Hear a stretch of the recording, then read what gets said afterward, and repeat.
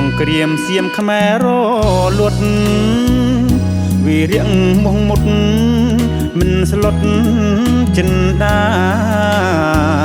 ដឹងគុណជានិច្ចមិនភ្លេចឡើយណាទាំងលីសង្ខាការពារទឹកដីយើងបានជោគជ័យល្បីពេញសង្កលខ្លួនតូចហ៊ានទល់ជលនឹងដំរីរហស្សនាមទ័ពខ្មែរប្រែឈ្មោះល្បាញល្បីទ័ពមានស្នាដៃលំដាប់ក្នុងលោកឈ្នះទាំងកំឡាំងហ៊ានច្បាំងកំឡាឈ្នះទាំងយន្តការច្បាប់ច្រើនកកឈ្នះទាំងការទូតល្បីពីងភពលោកចោសៀមដើរឈ្ងោកជោគជុំដោយឈាម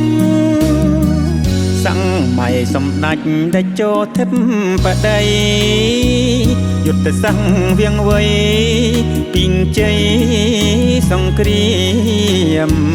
ស្រឡាញ់សន្តិភាពមិនបងហោឈាមតែនាងសង្គ្រាម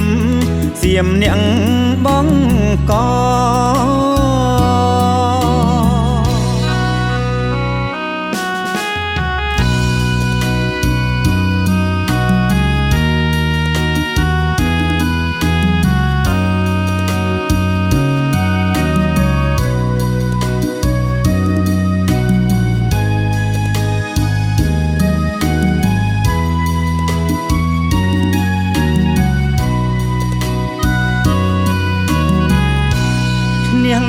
ទាំង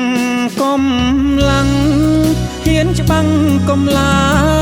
ឈ្នះទាំងយន្តការច្បាប់ច្រើនកកឈ្នះទាំងការទូតល្បីពីងភពលោកចោសៀមដើរឈ្ងោកជោគជុំដោយឈាមសង្ម័យសម្ដេចតេជោធិបតីយុទ្ធសាស្ត្រវាងវៃពីងជ័យសង្គ្រាមស្រឡាញ់សន្តិភាព